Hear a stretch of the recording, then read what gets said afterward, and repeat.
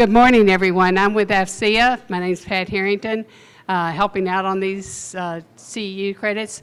This is a CEU credit good for CompTIA. I can't remember all three of them. But anyway, it's good for it, but you have to stay the full 60 minutes. You don't walk out on the full 60 minutes. So we're relying on your integrity. The badge thing will come on at five minutes before the session's ending. Please ask lots of questions. Klint is very good. He just ran an exercise for us over in Atlanta on Homeland Security. Does a great job. So Klint is also an AFCEA member from Atlanta. So Klint, let me let you take it over.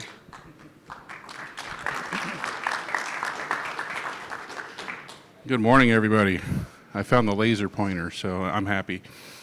All right. Have any of you heard me speak before? Let me ask that question first. I'm sorry.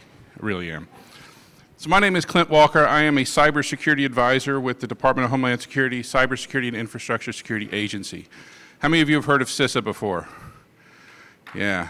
It's nice. I mean, we're only 4 years old. I mean, we look older, I know, but we're only 4 years old, so it's nice that everybody's starting to get some brand recognition with us. So for those of you who might not have heard about CISA, we are the nation's risk managers. So what that means is that our responsibility is both to the federal networks and non-federal networks to drive risk down throughout the nation. We do that on the physical security side, we do that on the chemical side, emergency communications, and of course the cyber side. So that is what we're here for, is we are here to kind of provide all sources of risk, risk reduction for the nation. What we found when we first started doing all this, so I've been with the Department of Homeland Security for about 10 years now, and we were challenged with defending the critical infrastructure of the nation. And what we found is that 80% of critical infrastructure is not owned or operated by the federal government. How do you defend something that you don't own or operate? That's an actual question to you. If you have an answer, we'd love to hear it. No. So that's our challenge, is looking at this from that perspective, is how do you protect something that you don't have any control over?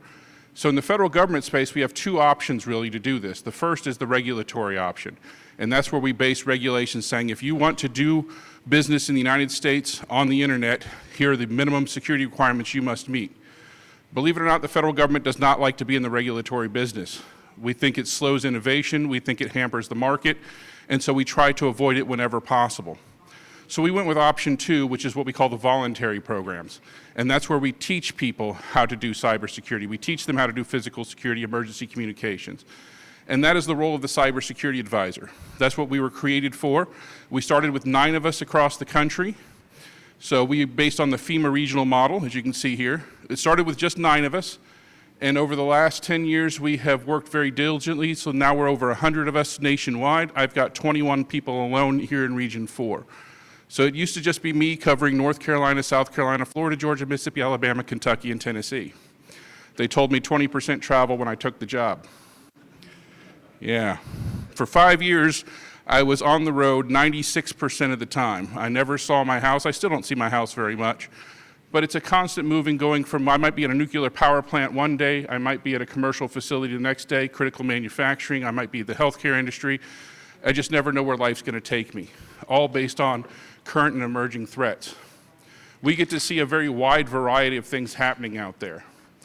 So, and I want this to be as interactive a talk as possible, so if you have questions at any time throughout the presentation, please just raise your hand. If there's a topic you'd like to get to, more than happy to try and jump to that. I have slides because they keep me kind of on track, but I usually just get up here and start talking. External Affairs really loves me, let me tell you that. All right, so this is kind of what we look like now. This isn't all of us, but this is the way that the regions are broken out. So we follow the FEMA regional model.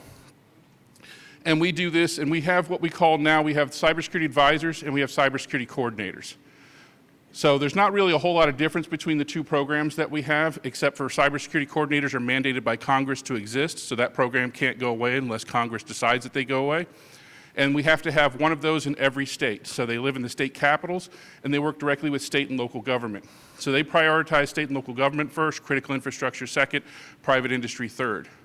We're cybersecurity advisors. They prioritize critical infrastructure first, state and local government second, private industry third.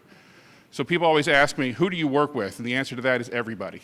We work with mom and pop burger shops all the way up to the largest companies, what we call Section 9 companies throughout the United States. So we have to prioritize based on national level significance, but we work with everybody. We don't exclude anybody because today's small company is tomorrow's alpha. So that's the way that we look at things, is we're helping you to build your programs in a secure fashion so that you can achieve greatness in a secure manner through our works and through your efforts. All right. So this is Region 4. This is where I live. This is what we work with. We have 8 states, 6 recognized tribal nations here. Very large population. We have the most population of any of the regions, as well as we have the most critical infrastructure here in Region 4. We also have the most hurricanes. We're very proud of that fact. So we try to work with everything. We do emergency response for hurricanes. We do it for, active shooter. We have all kinds of things that do. On the cyber side of the house, most of what we do is going to be around cyber threats and cyber attacks. We like to work on the preparedness side of the house, but we're often called in to do incident response, incident coordination as well.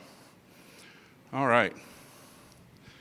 I usually like to start my talks off with talking about my dad. My dad is my personal hero, and so I like to bring him up whenever possible, mainly because he embarrassed me all growing up, so I like to embarrass him a little bit while I have the chance. So my dad is one of those people, like all dads, he wants to embarrass his kids, and so my dad, throughout my entire life, has always stopped and picked up every penny he's ever found on the ground. It doesn't matter the situation, doesn't matter where we are. I've seen him push people out of the way at a Burger King to get the penny that was hiding underneath the terminal up front. I've seen him walk into places he shouldn't go just to pick up a penny he sees on the ground. And I've always been like, Dad, you don't have to pick up every penny. I was like, it's just a penny, we don't need it. And he looks at me, he's like, all you see is a penny. He's like, where I see is opportunity. He's like, I'm letting life know that I'm willing to get the smallest of opportunities, even if it's an inconvenience to myself, to let it know I'm ready for the big opportunities. And that always stuck with me because he's trained his mind to look for the smallest things. And that's something he's always preached to me, is it's all about the little things in life. And this has been attributed to many great leaders throughout history. I'm sure a lot of you have seen this, for want of a nail. And it's all about a horseshoe nail. So if you didn't have a horseshoe nail, you couldn't put the horseshoe on. Without the horseshoe, the horse wasn't available to the rider. Without the rider, they couldn't deliver the message. Without the message, the battle was lost. And since you lost the battle, you lost the kingdom. All because of a horseshoe nail. Now, having worked in both the DoD, the Department of Health and Human Services, and now the Department of Homeland Security, I've seen this happen to the smallest little bits. So I've actually updated this for today's world, because it's all about the data. Without data, you don't have an asset. Without assets, you don't have processes. Without processes, you don't have a system. Without systems, you don't have operations. If you can't supply an operation, you can't deliver a service. And without service, you have no mission. All because of the data. And a lot of people think when I'm talking about data here, that I'm talking about data in a computer. But I'm actually talking about data in all of its forms. I'm talking about data that's inside a person's head. How many of you have ever had somebody retire or leave your organization and 25 years of knowledge walks out the door with them? How many of you wish you could have that data back? That's what we like to preach at CISA, is that it's all about resiliency, and resiliency is about planning for all contingencies, all your data assets, whether those data be in a computer, whether it be a piece of paper, whether it be on a thumb drive, or whether it be in somebody's head. How are you going to prepare for that person to leave you? How many of you would have a job tomorrow if you won the lottery today? That's what you look at, is people get promoted, people move on, people find other opportunities. How are you going to take their knowledge, skills, and abilities and retain them for your organization, even if the person? Are you person dependent or are you position dependent in what you do? And so we like to really teach that. But this is what we're looking at here, is the threat actors know that they can go after the smallest piece of information that we have, and they can deny us our entire mission. And that's why we pay things like ransomware. Once again, I'm with the federal government, please don't pay ransomware, but we understand that it's a business decision that you have to make. And it's a hard decision to make when you don't know what data has been accessed, what data has been stolen, what data has been lost. And so that's what this is all about, is do you really know what you're trying to protect? So that brings us to this. I started in this industry when we were called computer security. So that dates me going back. And so then they said, hey, you're doing more than just securing a single computer. You're securing information. So because you're securing networks, we became network security. How many of you remember that? Anybody with me on this ride? Yeah. And after that, we became information security. And then they're like, no, you're doing more than securing, you're assuring. So we then became information assurance. How many of you remember that ride? Yeah.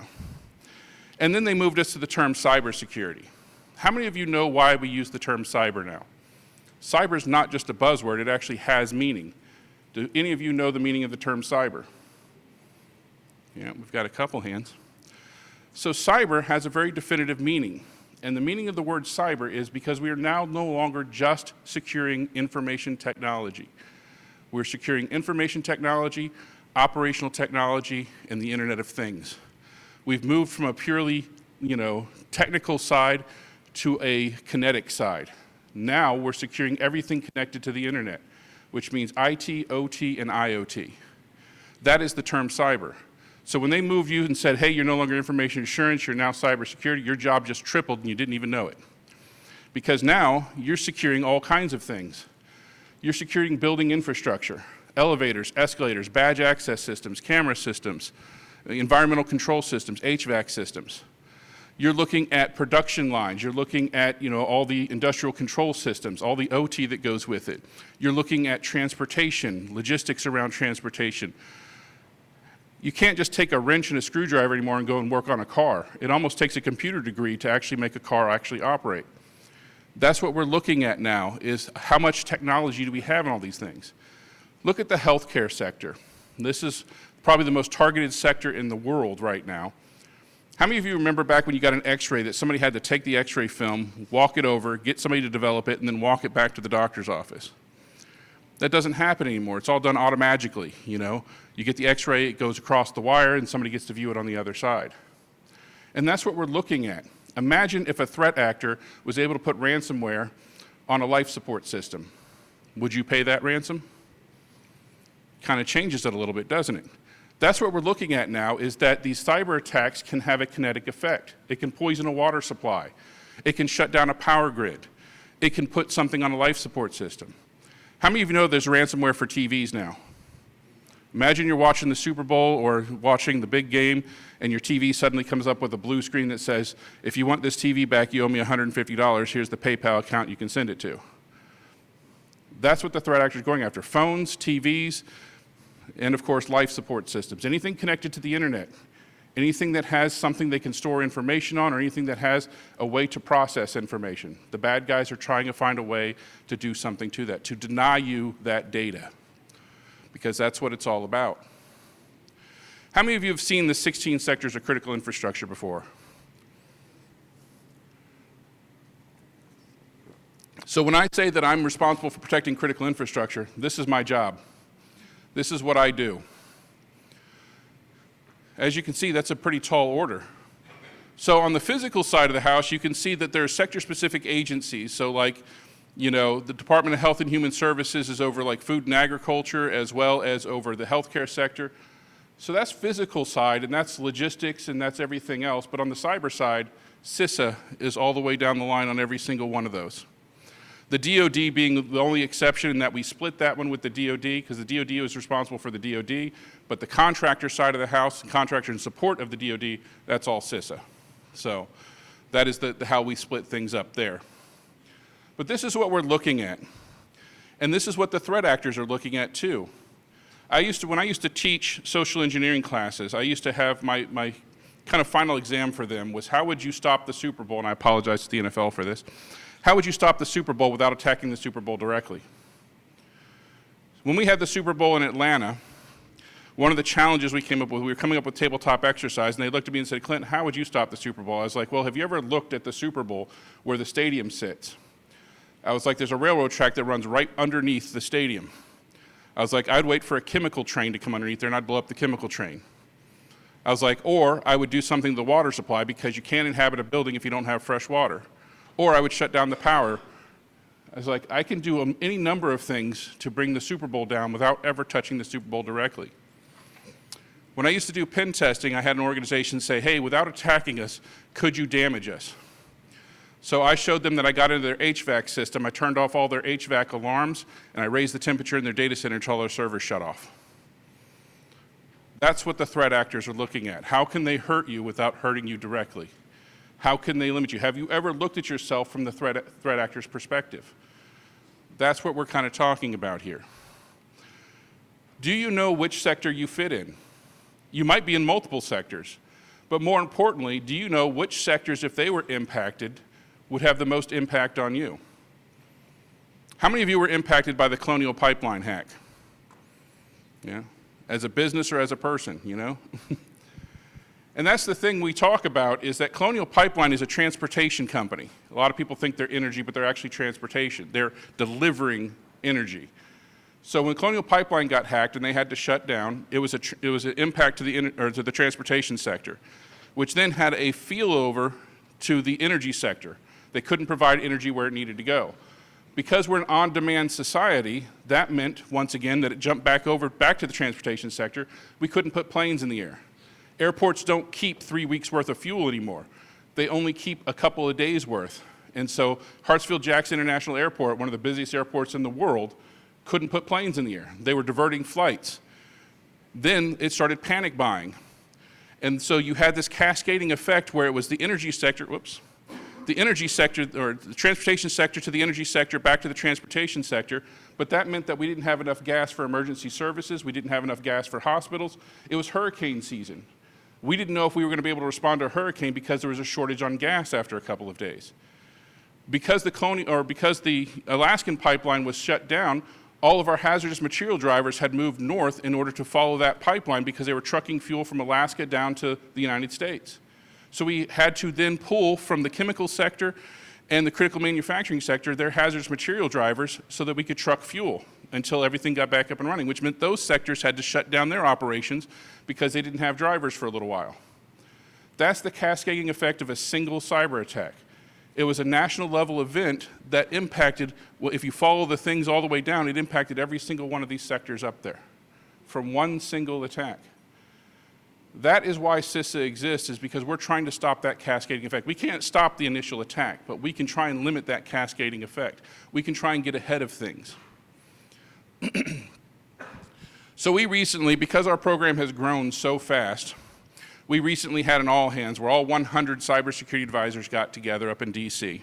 I know they let us travel to exotic places like DC. And so, of course, you know, with any of these things, they want you to have that let's get to know you kind of thing. You know, how many of you love those icebreaker ceremonies? Anybody? Yeah, they're very popular. So our icebreaker was, what 5 books would you take on a deserted island? And so, of course, I'm not listening to anybody else's answers because you're always prepping your own answer. That's the way this works, right? You're not really learning anything because you're worried about what you're going to say. So I start in my head prepping what I'm going to say. And of course, I'm going to take the Bible because I got to keep my faith while I'm out there. And then, of course, I'm thinking I want the Lord of the Rings trilogy, but that's 3 books. And so I say settle for The Hobbit because that's a single book. Legend by David Gemmell is one of my all-time favorite books. And of course, because I'm in cybersecurity, The Cuckoo's Egg, if you haven't read it, highly suggest it. And it's about this time where I sit there and I look at this and I say, wait a minute, this isn't a pleasure cruise. I'm on a deserted island. So I changed my answers. I'm still taking the Bible, but now I'm praying to get off this island. I'm a cybersecurity person. I have no idea how to survive on a deserted island, so I'm going to look at the Boy Scouts Handbook or the Dummy's Guide to Surviving a Deserted Island. I might get lucky and try and Tom Hanks my way off this thing and build a raft, so I'm going to need navigating by the stars. Or if I'm lucky, the imaging satellite orbital guide and positioning charts, because maybe the Chinese have launched a weather balloon and I can kind of scream for help. So that's what we're looking at. You notice this is steady state operations. This is crisis. We get called in a lot for incident response, and I'm always like, what are the 5 servers you want to keep up and running? If that's your only choice, have you thought about what things you need during a time of crisis versus steady state operations? That's what most people haven't answered by the time my foot steps on the doorway, is they don't know what they're trying to protect. They don't know business continuity. They're still trying to think that they can maintain steady state operations throughout the entire crisis, and we're looking at them saying, no, you've got to start segmenting, you've got to start quarantining, containing. How are you going to do that? What things are really important to you? What 5 books would you have on that island?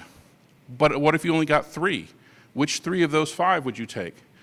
These are the hard decisions you have to make, and we, on the CISA side, we say you should be prepared for this before it ever happens.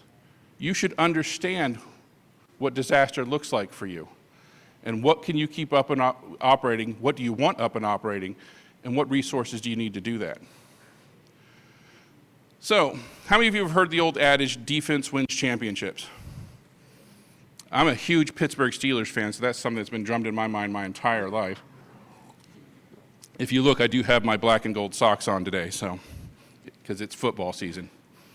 So this is a game from 2002 in which the Pittsburgh Steelers played the Houston Texans. Now, this stat line that I'm showing you, this is for the game. The Steelers held the Houston Texans to 47 total net yards for the game. That's not for one drive, that's not for a quarter, that is the game. This was a defensive domination. They held them to 26 rushing yards and 10 net passing yards.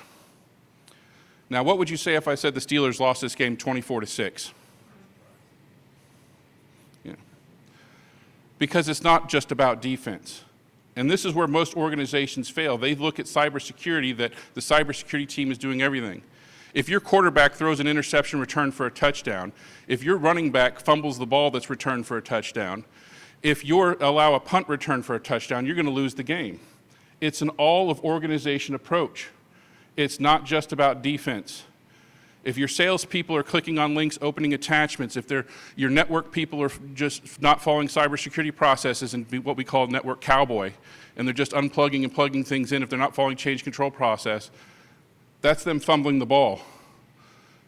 That's what you're up against, is defense can only get you part of the way there. It's got to be an all-of-organization approach. It's got to be culture from the top down, because that's how you win championships. It's not defense. You win championships when your whole team is playing toward the same goal. And that goal has got to be whatever your business operation is, plus security. Whatever you're trying to do, you need to do it in a secure fashion.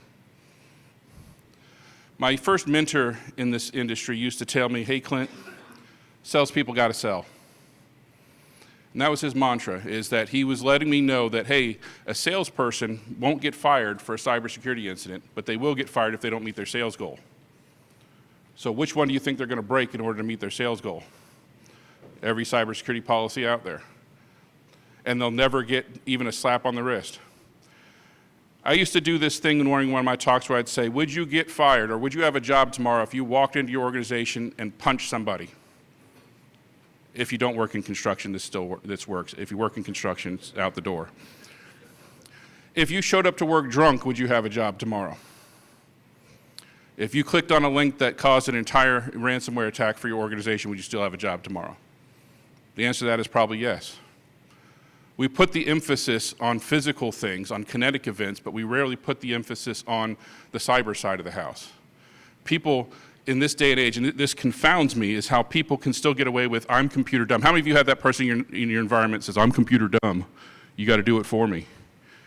Yeah, I call it the Appleization of computers. They've made something that anybody can use, and that's, people don't understand there's a cost of ownership. I like to do this little test here. How many of you have a Ring doorbell, a Nest thermostat, a smart TV, an Xbox, a PlayStation, an Alexa? How many of you patch those things on a regular, recurring basis? I'd never get the same number of hands as I got for the other things. And then I ask the next question, how many of you work from home? Suddenly it makes a little bit more sense. The threat actors aren't targeting businesses anymore, you know that? They're targeting individuals. If they get onto your home network, they can get onto your work network. They're going to sit on your home network waiting for you to fire up that laptop, jump onto that work laptop, follow the VPN back up, boom, they're in. That's what the threat actors are looking at. How many of you saw the recent DEF CON report that threat actors are now targeting children through Roblox, through Fortnite, getting them to add malware to whatever devices mommy and daddy have let them use so they can sit on these home networks, and then they can use the home network to do things. And people are like, well, I don't really do a lot from home, as far as work goes. I was like, yeah, but you still have a US-based IP address. What do most threat actors want? A US-based IP address. Because a lot of people, how many of you guys do geo-blocking, right? Yeah, they just got around geo-blocking because now they have a US-based IP address because they're sitting on some kid's computer here in the United States, and they're using that computer to attack because nobody's monitoring their home networks.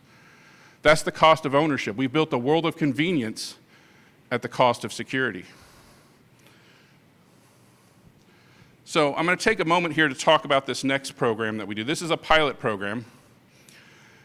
And so I got to give a little backstory for this. Give me a second, I got to take a drink though. How many of you remember COVID? Anybody? No.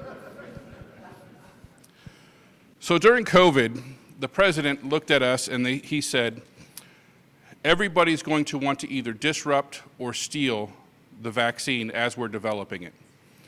And so he charged not just CISA, but all the agencies with how do we protect the creation, distribution of the COVID vaccine. And so we recreated what was called Operation Warp Speed. Operation Warp Speed is where we worked with critical manufacturing, we worked with the pharmaceutical companies, all the way down the distribution line to say, how can we protect you? And one of the things that we did is we started working with the intelligence community very directly, where the intelligence community was saying, hey, we're out there, we're in these networks, we see these threat actors, and here's what they're trying to target when it comes to the COVID vaccine. So we were getting real-time knowledge. And after COVID kind of died down and COVID ended and all that was done, Operation Warp Speed kind of went away, we looked at the intelligence community and we said, hey, why do we have to stop this relationship? And they said, I don't see any reason why we should.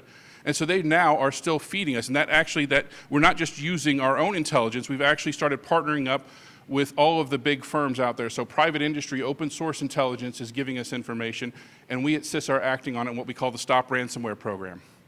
We have 3 different ways that this program works. The first way is what we get from like an ISP or something where they say, hey, we noticed that this IP address is beaconing out as if it's been compromised. And so that's where Director Easterly can utilize her admin subpoena powers and figure out who that IP belongs to, and we can contact that individual to say, did you know that you possibly have been compromised? Here's the indicators that we have from you. The second is that we have our own vulnerability teams at CISA, and that information is where they're seeing the same information saying, hey, we're seeing these people beaconing out, or we're seeing this information where it looks like they've been compromised. And then so we as the CSAs go out to these organizations and we alert them saying, hey, we think you've been compromised, here's the information that we have. The third way has been my favorite, and this is where we get information from the intelligence community that's saying, hey, I'm embedded in these threat actors' networks. I see that they're about to target this individual right here. Can you inform them that this is getting ready to happen? And so I have to call very quickly and say, hey, we've noticed we have credible information that you're about to be attacked. Here's exactly what's about to come down the pipe. Let's protect you right here, right now. Sounds fantastic, right? So what would you do if I called you up and said, my name is Klint Walker, I'm with CISA, you're about to be attacked, I need to talk to you in an out-of-band format, and I want to send you an attachment to open up to give you all the details. Yeah, so after all these years of me telling you not to trust people who do that, suddenly I'm on the other end of the table, I'm having to do that. I've had to call organizations and say, hey, I know I don't know you, but you're about to be hit, and here's exactly how. And I can tell you over the phone, but I can't tell you on your corporate network because we think you've been compromised already. I need to tell you out of band. I get hung up on a lot. And the thing here is that we only have hours or days sometimes in order to get this done. So it's not one of those things where I have to give up or anything like that. I once, in the middle of a really heavy downpour, drove downtown Atlanta, walked up to a building, was knocking on the door, I'm getting soaked, and the people wouldn't believe I was who I said I was. I showed my credentials, I showed my PIV, I called the FBI drove out there, we're both standing out there with our credentials, and they won't believe that we are who we say we are, you know? So that's the thing that we have. That's why I'm up here talking to you about this program today, is because if I call you, don't trust me, but no. Validate who we are, because we are doing this. This is a real program that we have. I have to say that I personally have done 20 of these notifications, and so far I'm 20 for 20 that we've stopped the bad guy. We did this with Equifax. You might have read the report. Equifax actually went and did, I think, a Washington Post article on how we helped them prevent an attack to their networks, a very sophisticated attack, because we did a notification like this. That is what we're trying to do now. We've turned from a reactive agency to a proactive agency. We're actively looking for threats out there, and we're trying to communicate those threats to you in real time so that you can take action right away. But it is a partnership, and that's why I suggest you get to know your local cybersecurity advisor, just in case we ever call you. All right. But I promised you we'd talk about threats, so let's talk about threats. How many of you have seen this chart before? Yeah. You've probably seen my whole talk before, so. So this particular chart, this was a lot smaller when I first started in this industry. And it really started with what most people think about is extreme weather. hurricanes, tornadoes, floods, that sort of thing. That was the original threat matrix, was extreme weather. And then we got into accidents and technical failures. You know, network cowboys, once again, a drunk driver hitting a power pole, that sort of things. And then became the insider threat. Insider threat is still king, by the way. Nobody talks about it, but it is still the number one thing. Because now we have what? The advertent insider, the person who wants to harm you from the inside, and the inadvertent insider, the person who's just not following security processes, clicking on links, opening attachments. So insider threat has continued to grow. It is still the number one cause of cyber attacks out there. Then we got pandemics, right? How many of you had a pandemic action plan before COVID? I work for the Department of Health and Human Services, so I've always had one. So, and even when I was with the DoD, we had one. We also had a zombie apocalypse plan, but, you know. We used the same plan, pretty much the same thing. Pretty much the same thing, except for one gets to use guns. So, you know. It was just a fun way for us to get our pandemic action plan exercised a little bit, because people would exercise a zombie plan, but they won't exercise a bird flu plan. So, but that's what we're looking at here is we have pandemics now. How many of you, your operations changed drastically during COVID? Your security perimeter looks a lot different now than it did before, right? How many of you are still trying to get your people to come back into the office? How many of you want to go back to the office? Anybody? I visit a lot of people and they're always like, I want to go back to the office. I miss the, you know, the water cooler talk. I'm like, okay. So, but then we have acts of terrorism. 9/11 changed everything. And it's only continued to kind of snowball from there, because now we don't even just have, it used to be called that foreign terrorism. Now we just call it terrorism. Why? Because we have foreign and domestic terrorism now. We have what we call hacktivists, and the hacktivists are getting more sophisticated. And they're actually using cyber the same way that nation states would use it. They're using it to further a cause.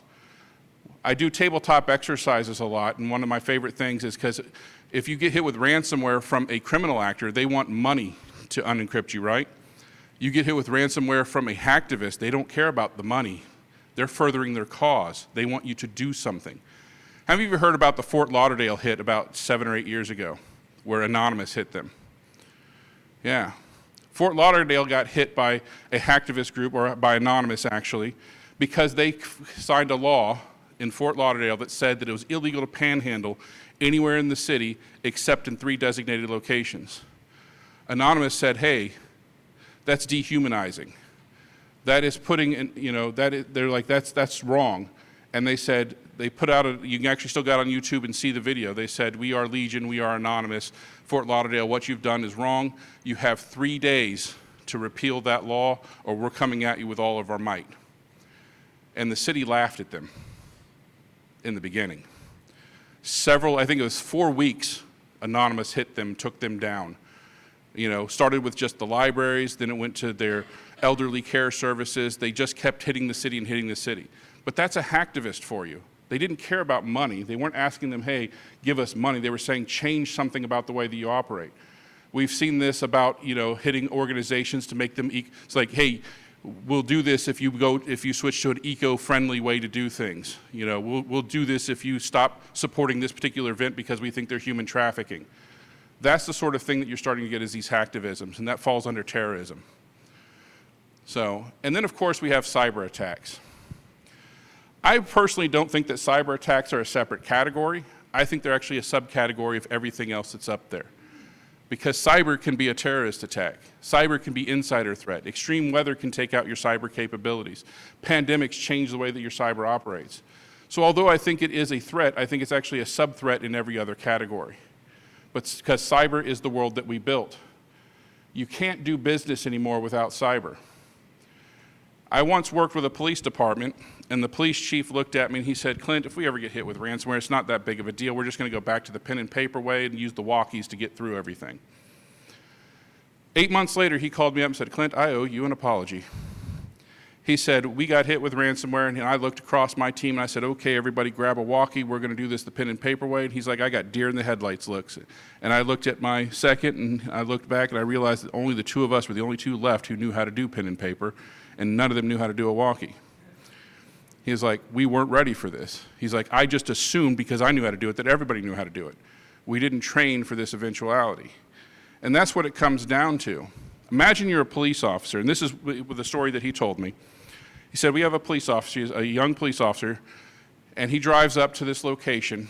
He's like, we've been hit with ransomware, and he's at the location. He says, hey, this is a domestic violence call. What's the history of this house? Don't know, our systems are down. Is there a gun in this house? Don't know, our systems are down. Is there a history of violence? Should I be expecting? How many people live here? Don't know, our systems are down.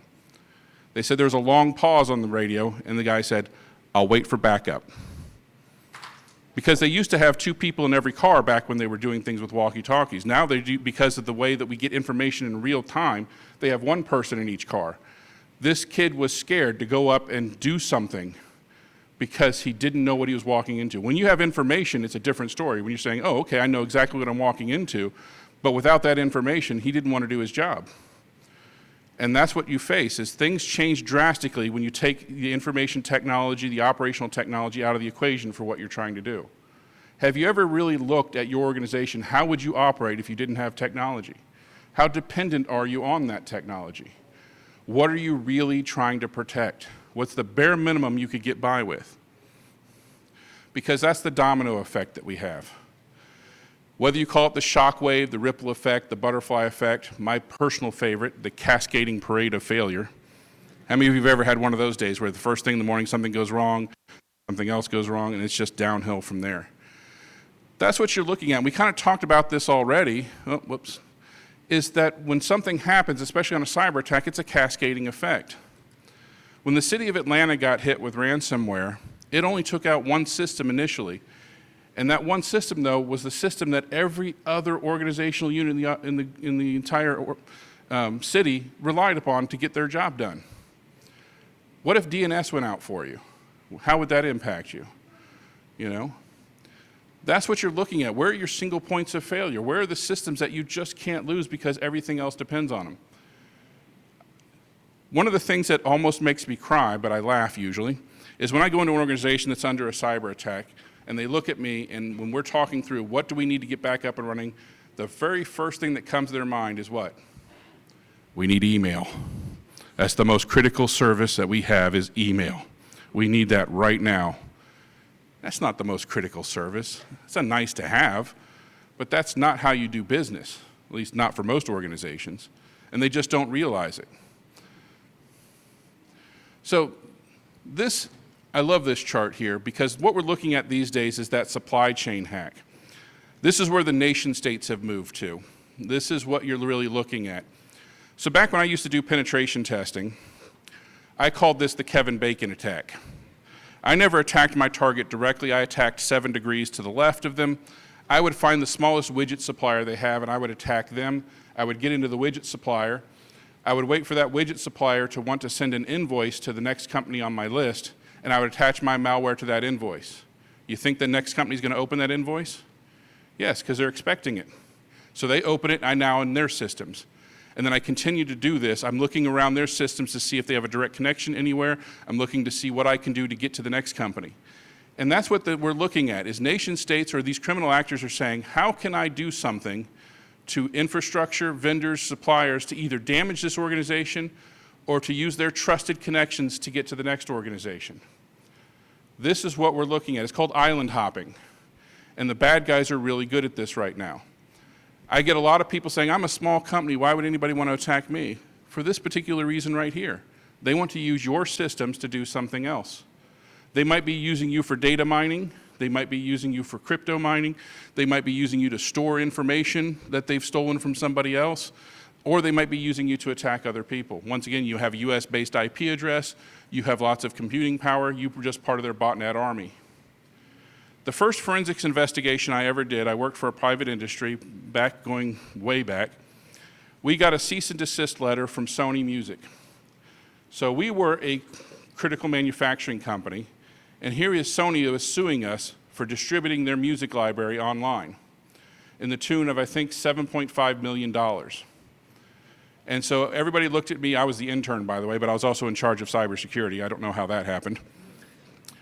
And so they looked at me and I said, well, let's look around. So we scoured the network and we found that somebody had left an FTP server unsecured on our network threat actors had gotten to that server and were then using it to host Sony music in their entire library. Remember the days of Napster? We were basically adding fuel to the Napster fire. People were downloading directly from us, all their movies, all their music, everything. We still had to settle that lawsuit. We were found guilty, actually, and we had to pay. We reduced it way down. We, plea bargained with them, but because our computers were being used to distribute stolen goods. That's what the threat actors are looking for. They're not always after ransomware. I always say that ransomware is the last act of a desperate cybersecurity or criminal actor. That means that they've done everything else with your network that they can do. They've stolen all your information. They've done all the other things they wanted to do. So the threat actors get into your network. The first threat actor is probably getting in there to steal stuff. The second threat actor is getting in there to maybe use your computers to do other things, attack other people. When they've all done with that, that's when they hand it over to somebody to then hit you with ransomware. Why? Because the ransomware then clears the tracks on everything else that's been done. They're trying to cover all the other things that happen. The ransomware to Colonial Pipeline wasn't the reason that they shut down the network. Colonial Pipeline, the threat actors were in their network for 14 days before they initiated the ransomware attack. The reason Colonial Pipeline shut down the pipeline was because they couldn't guarantee the health and safety of the pipeline, because they didn't know what the threat actors had done to the pipeline in that 14 days. It was an issue of integrity. They didn't know the integrity of their systems because they couldn't validate it, because what the ransomware hit was the health and safety system of the pipeline. That is an IT system where the pipeline is actually an OT system. But it was the IT system that allowed them to say, hey, the pipeline is operating in a safe and efficient manner. So they shut it down as a health and safety precaution. That's what we're looking at here. So you're looking at supply chain threats. You're looking at hijacked cellular devices. You're looking at solar winds, end user device malware. So one of the things I want to point out here, how many of you heard about the PAX raid by the FBI? Yeah, nobody. This huge event, and only one news agency reported on it. How many of you know who PAX is? PAX is the #2 global provider of point-of-sale terminals in the world. So every store, every place that you go to probably has a PAX terminal. The FBI raided the PAX warehouse in Jacksonville, Florida, because PAX is owned by the Chinese government, and they were installing malicious content onto every single point-of-sale terminal they were implementing throughout the United States. Keystroke loggers, network scanners, backdoors. So every place that had a PAX POS in it had the potential that they also had a backdoor into their network through their PAX system. That's what you're looking at. That's a supply chain threat. How many of you think that, if you go to Best Buy and buy that Netgear router, that's actually a Netgear router? Would you be willing to bet your job on that? That's what you're looking at, is do you really know where your stuff comes from? Where was it built? Where was it made? How do you test it? How do you know that it's safe to implement into your network? And then, of course, sensitive data spillage is out there. When I worked for the Department of Defense, one of the things that I was tasked to do is to drive around the Air Force Base to all the pawn shops, and I would buy up old computers, and then I would forensically take those computers apart and see if I could find classified information on the computers. I will not tell you how much classified information I found, but it was more than zero. That's what we're looking at here, is have you really looked at the way you dispose of equipment, the way that you're getting rid of things, the way that you're transferring stuff? I did an investigation once for an organization. We did some incident response, and it was a person that was, I'm not going to say this, it was a worker bee, that their laptop was compromised. And the organization was like, this isn't really a big deal or anything like that. It's just this one worker. We don't think that they got anything. But I wasn't satisfied with that answer, so I said, hey, let's just research this. What's the life cycle of this particular laptop?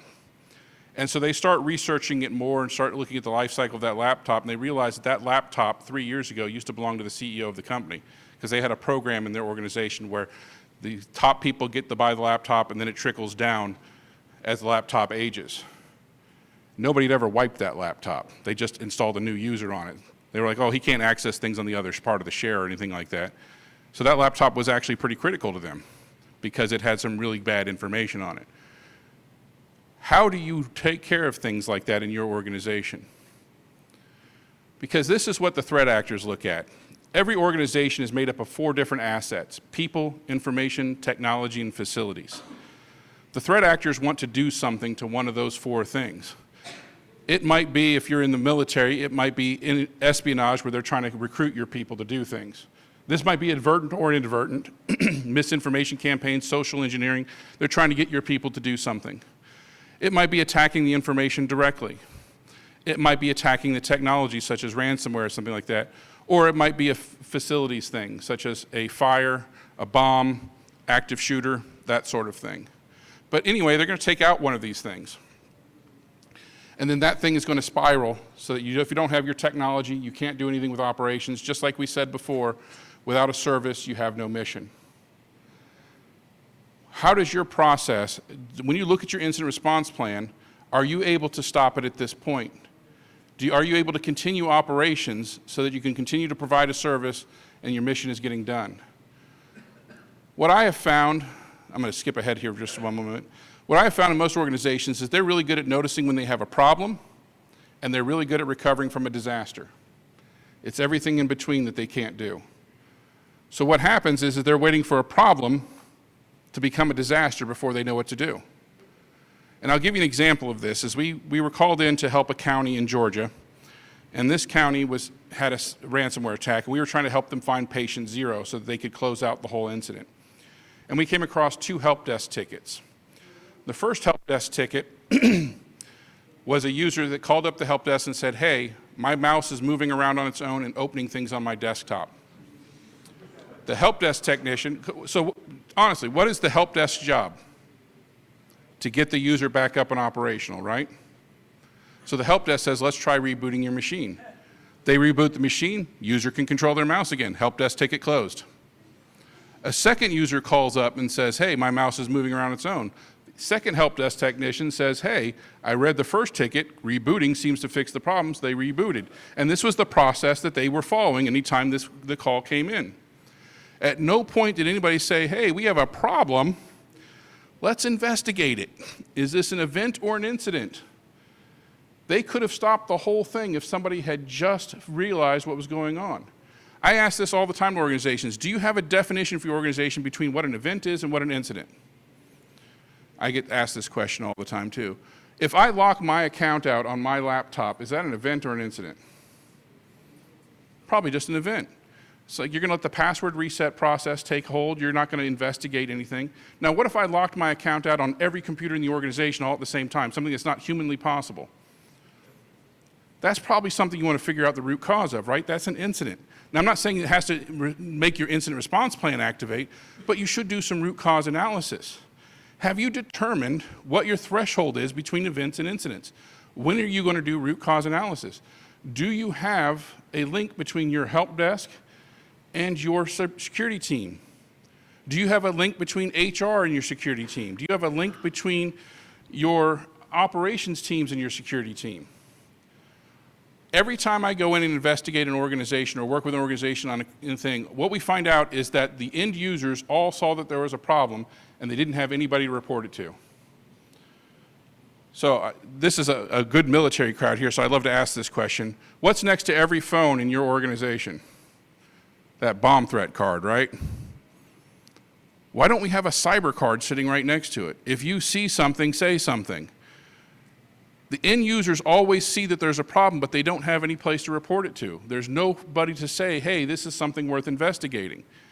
HR and accounts receivable are the 2 most targeted groups in an organization. Why? Because they're the organizations that have to open attachments, they have to click on links in order to do their job. So that's who the threat actors go after. Yet very rarely do we see those organizations give those people special training on how to notice when something's not right on their machines and notify security directly. That could solve a lot of problems. And I'm not saying it has to be HR and accounts receivable with your organization, but have you identified the people who are the most likely to notice when something's wrong, and have you given them special training on how to talk to your security team so that you can investigate to keep something bad from happening? Do you have this continuity management in place to say this is how we're going to figure things out before they become a disaster? Because this is what you're looking at, is that everybody in your organization is being targeted. I wish social networking had existed when I was doing pen testing. I would have been a god. I was okay on a keyboard. If I could talk my way in any facility, and I won't get into all that, but I had a lot of fun breaking into classified facilities back in the day. But it's made it so easy. LinkedIn, Facebook. So I was working with a group of researchers a couple of weeks ago, and they were like, Klint, if you were back in the business, how would you do something? I said, let's have some fun. I was like, so a lot of organizations now have these chat with us features. Some of it's AI, some of it's a real person. I was like, I bet you the person on the other end of this chat feature has never had any cybersecurity training, so let's try some fun stuff. So just random company, we had their permission, and we started chatting with this person. Hey, we're interested in doing business with you. We're a cybersecurity company, blah, blah, blah. What cybersecurity vendors are you using internally? They gave us the entire list. I knew every single security tool that they had in their environment. Oh, that's great. To help us better understand, could you give us a copy of your network security diagram or your network diagram? Sure, send it right over. Oh, hey, if I sent you something, could you execute this on your machine to tell us what results you get? Sure, send us the script over. We'll run it and we'll give you back the results to help you with whatever bid that you're bidding on, blah, blah, blah. We actually got people to run things. We don't know if that was, some of it was AI. And that's the thing, if you're putting AI in your environment, if you don't box that AI in, it will do whatever it wants. So it will actually pull, because the AI has been trained to be helpful to whoever it's talking to. It will actually do these things. Hey, execute this script for me. Do this, do that. But if it's a real person, had they been trained? We did this on Facebook. We did this on the website itself with the chat with me feature. What could somebody pull out from you just based on your Facebook? What could somebody pull out based on your website? One of my most successful attacks, I used to use phishing a lot when I did pen testing. I would wait for the company to announce something, like their quarterly earnings. I'd wait for them to do something, and I would send an email out to the organization that said, hey, we had a great Q3. We want to celebrate. We're going to have Food Truck Friday. We know the lines can be long for Food Truck Friday, so if you'd like to order early, click here. I got a 70% hit rate on that. People love food. You can hit them with food. Sadly, I'd like to say that that's ingenious, but sadly, the real truth of the matter is my second most popular phishing campaign was just an email that said, this is a phishing test, don't click this link below, and had big red arrows pointing at it, and people clicked on it. And they'd always say, oh, I thought it was a joke, and I was like, it was, joke's on you. So, have your people been trained? They're going after them in many ways. When I used to work for the DoD and stuff like that, I used to use, when I was doing my social engineering and stuff like that, I'd look for job postings. You know how much you can find out about an organization through their job postings? If you're looking for a SQL administrator, I'm going to guess that you're short a SQL administrator, but I also know now that you use SQL. So I'm going to have my SQL toolkit with me. I'm going to see what kind of environment you're running. I can find out a lot. Also, I'll look for resumes of people job hunting that currently work for your organization, because they're usually going to tell me a lot more about your organization. They're going to tell me the name of projects that are currently ongoing or the way that things work in your organization. I can glean a lot of information from that. And for those of you in the DoD, that was my other role with the DoD, was I would search people's resumes online because they were actually talking about classified systems that they were trying to get credit for in order to get their next job. Bad stuff. But anyway, that's what you're looking at, is resumes online, organizational charts. What can you find out about an organization through all of these things? So I am on LinkedIn. You're welcome to link up with me if you'd like, but I'm going to tell you this right now. I accept everybody's LinkedIn request because I like to talk to Russian bots. I have a couple that I'm stringing along right now. So don't trust anybody on my LinkedIn network, but you're welcome to link up with me if you'd like to. But that's what we're looking at. You are being targeted. You as an individual, you as an organization, they're coming after individuals to get into the company. They're going to try and figure out as much about you on your Facebook account. I'm not likely to click on many Facebook links, but if you sent me, hey, this is who the next Steelers quarterback is going to be, I'm probably going to open that link. Not on my work computer, but still. That's what we're looking at here. All right. This is another part of that chart here that it says most organizations haven't really identified what they're actually trying to protect, but they have identified some things that they're trying to protect, and they put some protection mechanisms around those. And then once again, they're really good at recovering from a disaster. What they don't know is how to detect an anomaly. They don't notice when something is going wrong. And then once again, they don't know how to respond to it. This is the part that catches me the most, is every time I go into an organization, most of them have the same thing written in their incident response plan. If an incident happens, We'll pull a team together, they'll analyze it, and tell us what to do. Well, that's the one thing you don't have during an incident is time to discuss what you should be doing. If somebody tripped and fell in your hallway, broke their ankle, would you call the SWAT team out to take care of that? No, that's overkill. If you had an active shooter, that's when you want the SWAT team. But what you get on the cyber side of the house is every time you have something going on, you're calling your SWAT team together for them to discuss what's going on to see whether or not it's an incident and what needs to happen. It's the boy who cried wolf. That SWAT team gets worn down, and they stop really investigating it because they're being called out for everything. A ransomware attack has a different response than embezzlement, than a denial of service attack, than business email compromise. All of these things are different. A lot of times, the difference can be huge. The difference between a mitigation response and a litigation response. People ask me all the time, what was the difference in being an investigator for the DoD, and I wasn't law enforcement, I was just a forensic investigator, in the DoD and the federal government or the private sector? I said in the DoD, at least in the intelligence community, we were trained and very well trained from day one. Everything that happens, you assume it's an insider threat first until you can prove otherwise, then you can look at external entities. In the private sector, they always assume, because they want to trust everybody who works for them, that it's always an an external entity first, which means by the time they figure out it was an internal entity, that it was an embezzlement or that it was something like that, they've lost the ability to forensically grab that data and prosecute in a court of law. You've got to make that decision very quickly. And so that's what we were kind of telling you is make sure that you understand exactly what you're trying to detect and what your response is going to be. Have canned responses ready. This is how we'll respond to a ransomware. This is how we'll respond to denial of service. This is how we'll respond to insider threats, so on and so forth. All right, I'm going to take just a quick pause here. My name is Klint Walker. I'm with the federal government, and I'm here to help. It's not all doom and gloom from our side of the house, so I do just want to quickly say that I am a cybersecurity advisor. We have a plethora of services available to you. Everything you see up on this chart is a no-charge or no-cost service for you. We do everything from penetration testing to vulnerability scanning. We do consulting, tabletop exercises. We do cyber assessments, baseline assessments. We have a wide range of services. If you'd like to know more about them, contact me and I can get you in touch with your local cybersecurity advisor. If you need physical security help, we also have physical security advisors or protected security advisors. If you need chemical assistance, we can work with you on that as well. So this is a wide variety of services we have available to you. And I'm not going to go into all this fun stuff here, but these are some of the ones that we do stress. Is I really hope that everybody takes advantage of our vulnerability scanning. It's a free service. It happens on a recurring basis, and they give you a nice report. It's external facing only though, as well as now we do web application scanning on that as well. And if you'd like a nice strategic assessment, I do highly suggest our cyber resilience review. It's an 8-hour assessment. It takes us 8 hours to sit down with you to go through it. It's one of the best baseline assessments I've ever seen to how mature your cybersecurity program currently is. So if the multi-state ISAC and ISAOs are also available to you out there, I highly suggest you partner up with those as best you can.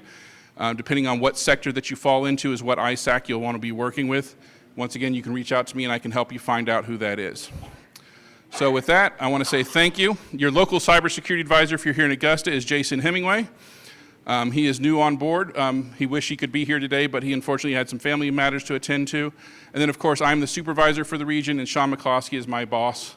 So you're welcome to reach out to any of us that you want. And at this point in time, I know I've kind of didn't leave a whole lot of time, but if you have any questions, I'd be happy to answer them for you. Yes, sir. So question, the services that you offer for the commercial companies, do you ever see the commercial companies wearing those like as a badge of honor when they apply for contracts or work with the federal government and say, CISA evaluated me and they put positive around it? So I have a lot of companies that they start off that's exactly what they want to do. So the question was, do I have a lot of private sector companies that try and use our assessments as a badge of honor to try and help them with other things? And the answer to that is yes. Organizations usually come to us and get our assessments, but they also expect our assessments to be like an audit where we're checking that you do things. Our assessments are more about resiliency. And normally people, when they get my assessment report, because I'm sorry to say this, our assessments are really, really good. I'm going to show you your baby is ugly. And they don't want to show the people they're trying to work with, hey, my baby's ugly. So they come into us, say, hey, we'd like to get these assessments done with you so that we can go and show everybody else what we're doing, a good job. And then they get my report and they're like, oh, yeah, we're not going to show that to anybody else. But we do have a lot of people that they recommend. So a lot of our organizations, especially the larger companies, they work with us directly, but then they also introduce us to their supply chain because they want their supply chain to work with us because they want the knowledge that they are working with CISA, that they get that warm fuzzy that they're following at least a framework of some sort. So yes, it does happen, especially on the vulnerability scanning side. I got one in the very back there. Yes, sir. How often does CISA, DISA, FEMA, and DHS coordinate to protect our national cybersecurity? So very closely. So the question was, is how often do all the agencies, FEMA, DISA, so we're constantly working with each other. COVID, that whole Operation Warp Speed really brought those relationships home. You saw those 16 sectors of critical infrastructure. That was a real big thing, is that we're constantly working with all of those. The Cybersecurity Advisor Program, we're so entrenched now that actually TSA is trying to start up a program and they're leveraging our cybersecurity advisors to help them do that. We work with the Department of Health and Human Services. Most people don't know this, but the Department of Health and Human Service, their incident response center is actually in Atlanta, Georgia. I helped build that, and so I work very closely with them when they have healthcare incidents and stuff like that. We jump in and start helping them. So it's an all-of-agencies approach. Usually the FBI and us are tied at the hip. If you call one of us, you're going to get both of us, and actually the Secret Service is starting to get involved with that as well. So usually all the agencies are working very closely. It's getting better every day. I wouldn't say it's where I want it, but it's getting better every day. So, yes, sir. Regarding outreach and all that, you talked about the ISACs. Do you also work closely with InfraGard? We work very closely with InfraGard. So yeah, the FBI and us are working really well together. The InfraGard, we do a lot of chapter speaking and stuff like that. We promote the InfraGard services. If you're not a member of InfraGard, I do highly suggest it.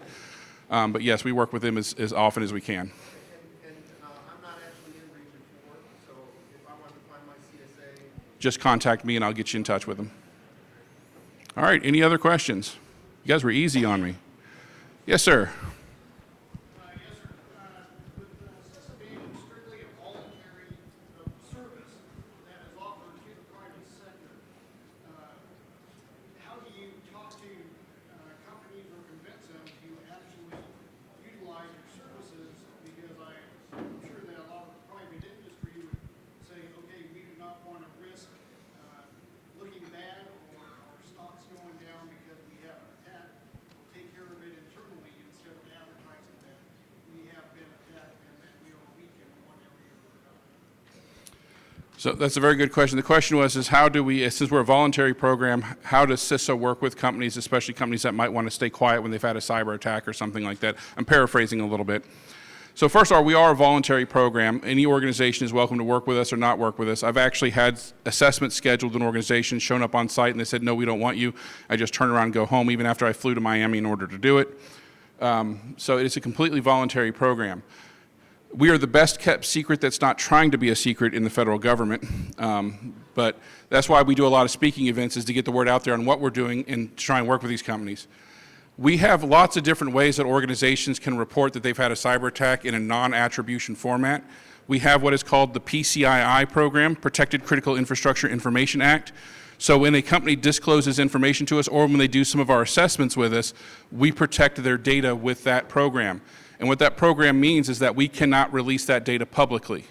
That data is kept in-house only and only releasable back to the originating organization. That means that even a state sunset law, civil litigation, or freedom of information request will not get that data. That data is protected from all disclosure except to the originating company. And that has been in place for 15 years now, and we utilize that with almost everything that we do, all the communications we do with these organizations, so we only release what the organization allows us to. We're really trying to stop that cascading effect, so we don't really care who it happened to. If they can get us the techniques, the tactics, and the indicators, that's what we're interested in, and that's what organizations are providing to us, so we can get that out to the greater community. Like we like to say, there only ever needs to be one patient zero. There only needs to be one attack. After that, we can stop everything else if people communicate with us. It's completely voluntary, although you're starting to see more regulations, like the pipeline industry now has a 24-hour notice. If they have a cyber incident, they must alert CISA within 24 hours. And you're starting to see that become the norm across a lot of the different organizations. Like I said, we don't like to be in the regulatory market, but sometimes that push is needed. I tell people all the time, we're at the cusp right now where if people don't start doing this voluntarily, the federal government is going to have to start mandating it. And we don't want to, so please, please start doing it voluntarily. Yes, sir.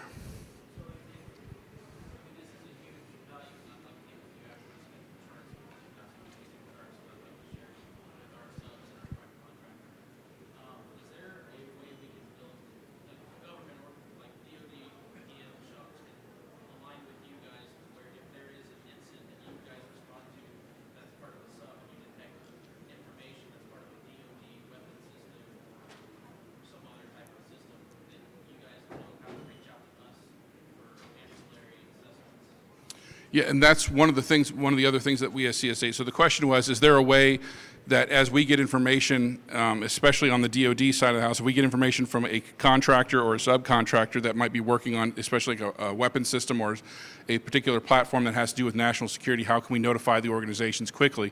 We're working on that process right now. The thing is that we don't always know who's working on what. And that's one of the reasons the cybersecurity advisors were out there. I've tasked all my cybersecurity advisors with building that matrix out, saying, what critical infrastructure do we have? And so a lot of that might be and that's why we all have TS clearances, is so that we can work at that level to find out, so we can work with the military bases, say, who do you have that you're really concerned about? We can keep an eye on them for you, and we can kind of build those bridges. So our new regional director for Region 4, just came in. He actually came over from the DoD, and that is one of his hard lines right now. His name is Jay Gamble, and he is saying, I want to work more closely with the DoD, especially in Region 4, on how we can support each other, especially in making sure that the pipeline and the supply chain is secure. That's why we love AFCEA so much, is because they give us that bridge to get between DoD and the private sector so that we can try and make some of these relationships happen. So thank you for that, sir. All right, it's been my pleasure to be up here today. I'll be around only for a short time, but I really enjoyed it. Thank you.